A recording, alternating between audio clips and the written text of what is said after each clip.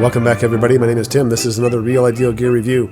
Today we're looking at the Casio HDC700, and this is a watch that kind of came across my radar by accident. And when I was looking at this watch, I just had this, I don't know, you have that deja vu moment where you start thinking, like, I have seen something like this before. And sure enough, the AQS810 has some very stark similarities to the HDC700. Not the same, but they have some stark similarities. So we're going to be looking at these two watches at the end and comparing them, because I think in my book, you can't, well, you can't, but I'm not going to hang on to both of these. I'm going to keep one and get rid of the other one. By the way, this one's already in the Real Ideal Gear store, so you kind of have an idea of where I'm going with this. But there's going to be some reasons why, and you'll hear that as we go through the throwdown session when we throw down for these two watches. But let's go through the 5 things we typically go through with each of these reviews, and that is size, fitment, finish, accuracy, and then legibility and lume. All right, let's look at size. This is more of a stocky, short, blocky kind of a watch setup. But in a way, I kind of like that, because if you're going to go tall, it doesn't matter how tall. Well, it does matter a little bit, but you know, a millimeter here or there is not going to make a huge difference. For me, it's kind of the combination of the diameter and the height, all of it together as far as proportion goes. So yeah, this is a chunky watch, but so is the AQS810. Like that's not going to be anything that's I would consider not chunky. All right, so the size, we've kind of got that out. The fitment, typical fitment on here. It does have a ratcheting system. You've heard me talk about this before, but it has these notches on the inside of the strap that keep the keeper in place so it doesn't slide around as easily, which I like. So fitment overall, typical Casio fitment, it either fits or it's a little bit too loose, a little bit too tight. For me, I'm about 50%. 50% of the time they fit just fine. The other 50%, they're either a little bit too loose or a little bit too tight on the wrist. So now finish is typical Casio finish. Black plastic resin finish. Typical, Casio strap. It's a fixed strap, so you're not going to get any movement out of this strap at all.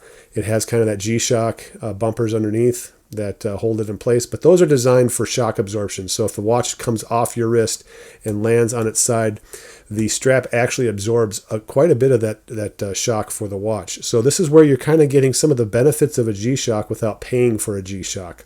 And you kind of know that when you look at the watch, like you're getting some of the mineral protection because you have the crown guards that stick up above the mineral.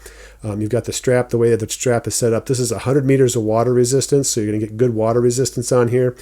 A 10-year battery, so you're getting a lot of things that are really close to a G-Shock, and this is $32. This is not that expensive. As far as finish goes, if you look at that dial, it has a nice texture on it. I really like the dial. The handset is nice, skeletonized hands. The 12 is super easy to read. The hour markers, I think, are fine. Not super legible as far as like contrast goes. They're kind of silver on black. If they were white on black, you get even more contrast.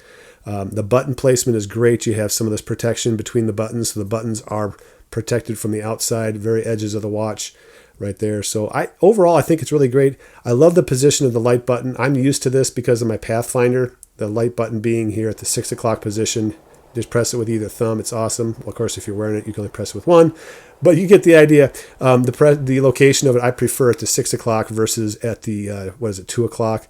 And sometimes it's not there. It's over on the other side. So I just like this setup right here, the 6 o'clock position for the light. Put the comments down below where you like the light button on here. I know it's kind of a trivial question, but they do put that light button in various locations on Casio watches. I love it down here at the 6 o'clock position. So the finish overall, I do like it.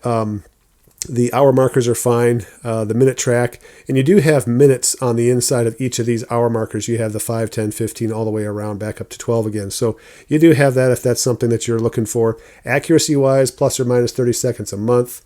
Kind of your typical Casio quartz accuracy.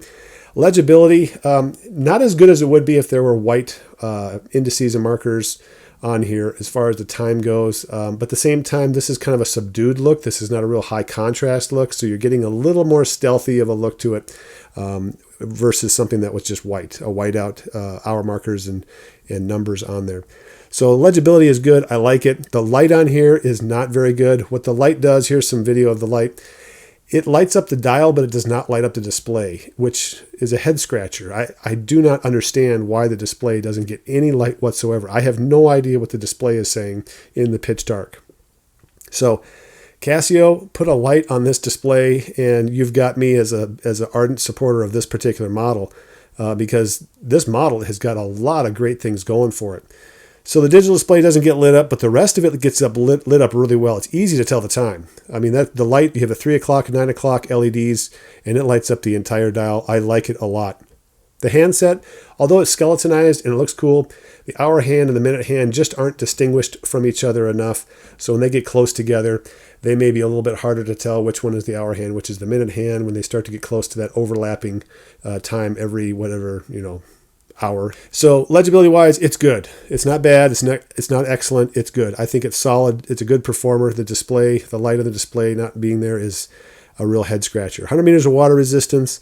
Now let's go over the module and just see what functions we have on here. So this watch has the data bank. All right. The data bank means that you can enter name and phone number into the data bank, and you can do 30 of those. So I put my wife's name and number in here. I'm not going to show you the phone number. All right. But you can see it scrolls through the name, and you can see the name, and then, you can do that 30 different times. World time, not really world time, it's more of a dual time. You go through and choose the city, the name, but you have to enter in the time. Okay, so it's not something where you enter in the city and it adjusts the home time to the world time, and it's all set up for you. So in this sense, it's more of a dual time setup, which I don't mind because you set it up once and you're good. And if you have to go between cities, you're pretty much only dealing with the hour marker or the hour the hour display part anyway. So not a big deal. All right. Next is the alarm. You have 3 alarms. You have one that has a snooze, 2 regular alarms, and you can turn the signal off, the hourly signal on and off. Has a timer. You can adjust the hour and the minutes. No recurring timer. It's just a one-time deal. And then a stopwatch, typical stopwatch with a lap, okay? And you're back to the beginning. I'm sorry, one more thing, handset, almost. All right, and the last thing is the handset. So this is the opportunity you have for a third time zone. So you have the home time on the display, the digital display. You have the world time, which is dual time. It's another digital time display. And then the analog hands, you can also set up, technically you can set them up as another time zone. And you can do that under this function, and you use this button down here to move the hands by 20-minute increments. So does it take a while to set the time? Yes, but you can fly through. There's a dual button. You press 2 buttons together, and it just goes around and goes around. You don't have to hold any buttons. It just goes, and then you press the button to stop, and then you can inch your way, quote unquote, inch your way to the spot where you need to be. So you have 3 time zone opportunities on this watch, as far as I can tell, which is really interesting, really awesome. And you have the data bank. So to me, this is something that, yeah, the more I look at this watch, it's like, okay, it's tall. All right, it's got some physical things about it that I'm not a huge fan of, but there's some internal stuff that I really like. And the light really sucks. I don't understand why the display is not lit up, but you got give and take when it comes down to a watch that costs, in this case, $32. Now, here we go between the two. Now, what do I like between these two? For the AQS810, the green one over here, some of the things I like about it are the legibility. When you look at the legibility, you can see what white numbers and markers do for overall legibility. So much cleaner to look at, easier to look at.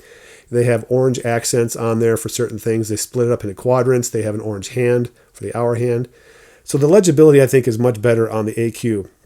Lume-wise, the pips or the little dots on each of these hour markers has lume, and the hands have lume, but there's nothing on the 12. When you look at this watch, and I have a video of this, you have the 12, 3, 6, well, the 12, 3, and 9, and then you have the hour markers, I think. I don't have it in front of me right now while I'm doing this, but you have the 12, 3, 9, and you have the handset. I mean, it's really a good lume pattern on there. Now, the light between these two, the light on the AQS810 is far better. It lights up the dial, and it also lights up the display. Now, the downside is the display is terrible, the digital display. I have a hard time reading what's on there, even with my glasses on. So for that alone, like the digital display, you have all the functions that are in there. You have this recurring timer. You've got some really cool stuff. You've got 5 alarms. You got some really cool things going on there, but you can't read it, especially at night. I mean, nighttime, I guess it's no different than daytime because the display is lit up pretty good, but it's just so small that it becomes not useless, but almost useless for me because I have to take so much time to go actually look at what's going on with the digital display. So for me, The big ding here is I have a harder time accessing what's on the digital module versus on this one, I can definitely see what's going on. Now these, better light, better contrast, legibility. This one, not as good. All right, so we're kind of exchanging things back and forth. What do I like about the HDC700? The digital legibility obviously is a huge plus.